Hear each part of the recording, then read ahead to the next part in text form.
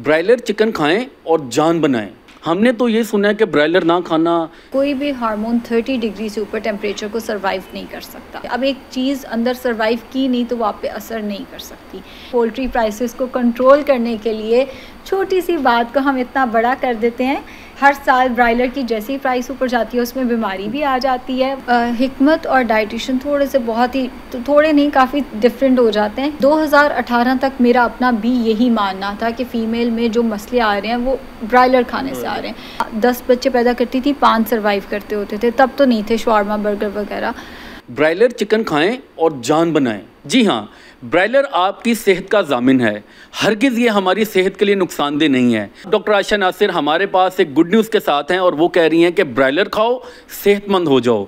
Madam एक बार फिर आप मतलब पब्लिकली सोसाइटी जो एक मिथ चल रही होती है आप उसके ऑपोजिट जाती हैं, ये एक आपकी यूनिकनेस भी है।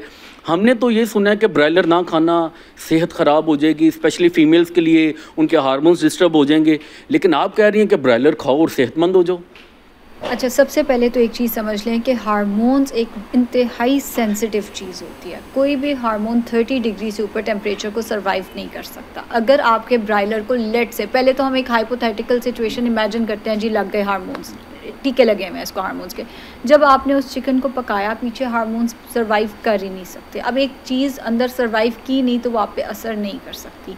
पहली चीज़ ये हो गई। दूसरा, मोस्ट ऑफ़ द कंट्रीज़ में हार्मोन्स के इंजेक्शन इलीगल होते हैं, लगाए ही नहीं जाते। फिर एक हाइपोथेटिकल सिचुएशन इमेजिन करते हैं कि जी पाकिस्तान में चेक एंड बैलेंस लेट से इतना नहीं है तो लगा दिए गए। अगर इसको लगे हैं तो फिर भैंस को भी लगते हैं ताकि वो दूध ज़्यादा दे। फिर हम भैंस के पीछे क्यों नहीं पड़ते? पोल्ट्री प्राइसेस को कंट्रोल करने के लिए छोटी सी बात को हम इतना बड़ा कर देते हैं कि नहीं भाई, ये सारी बीमारियों की जड़ ब्रायलर है। हर साल ब्रायलर की जैसी प्राइस ऊपर जाती है उसमें बीमारी भी आ जाती है। वो यही वजह है कि ब्रायलर एक वो चीज़ है जो हर कोई अफोर्ड करता है, वो अफोर्डेबल ही रहे, उसकी प्राइसेस कंट्रोल में ही रहें, इसलिए ये किया जाता है। अनफॉर्चुनेटली इसका नुकसान हमें बड़ा हो रहा है और वो ये है कि मटन बीफ अब हर कोई अफोर्ड नहीं करता। चिकन एक अफोर्डेबल चीज़ होती थी, लोगों ने डर के वो खाना छोड़ दिया है।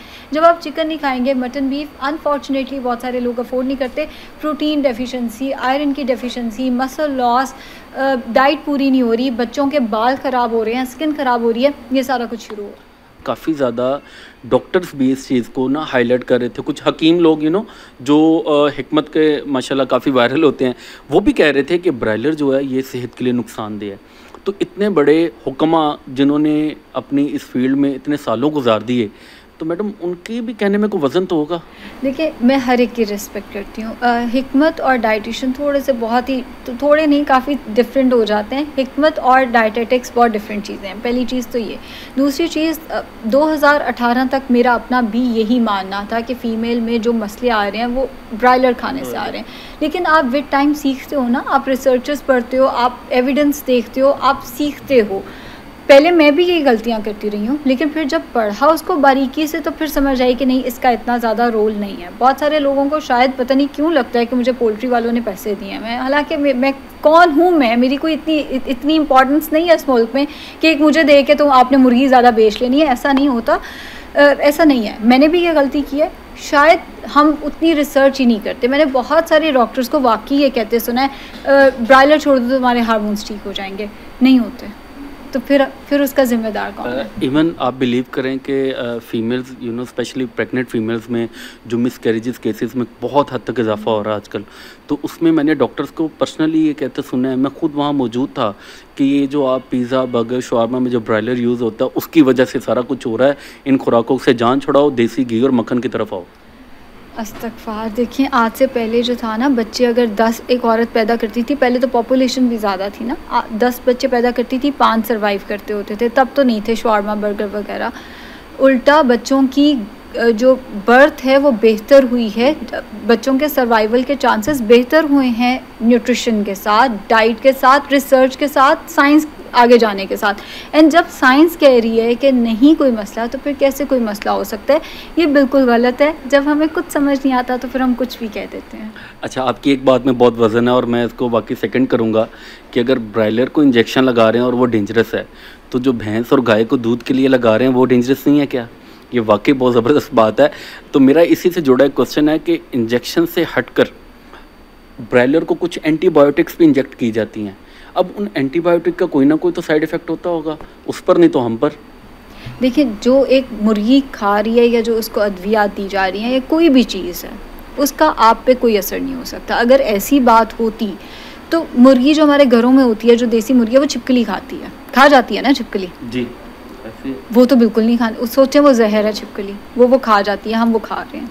जो वो खा रहे हैं या जो उनको लग रहा है उसका हम पे कोई असर नहीं हो सकता। हम खुद भी एंटीबायोटिक्स लेते हैं। अव्वल तो ये मैं ये नहीं कह रही कि जो उनको एंटीबायोटिक लगती है बहुत अच्छी चीज़ है ह्यूमन कंजम्पशन के लिए, बट उनका हम पे असर ही नहीं, मैं ये कहना चाहती हूँ। लास्ट क्वेश्चन इस बारे में, मैंने कुछ एक्सपर्ट्स को ये भी कहते सुना है कि वो जो इंजेक्शन ब्रायलर को लगाए जाते हैं बेसिकली उनका जो असर होता है ना, वो ब्रायलर की बोन्स में होता है, हड्डियों में होता है।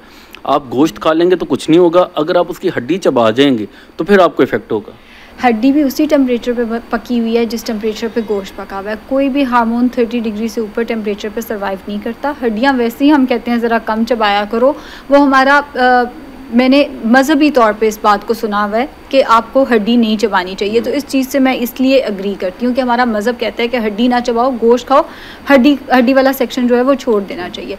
अगर हम साइंटिफिकली बात करें तो हड्डियों के अंदर चर्बी बहुत ज़्यादा होती है, तो हमें इसलिए हड्डी नहीं चबानी चाहिए। या तो ना कि कोई फ़ायदा, हड्डी चबा के क्या मिल रहा है आपको, कोई फ़ायदा तो ऐसा नहीं मिल रहा। हाँ, कोलेजन वगैरह, ये जो आपकी स्किन टाइटनिंग वगैरह, उसके लिए हड्डियों की यखनी बहुत अच्छी हो सकती है, वो भी वंस इन अ वाइल लें।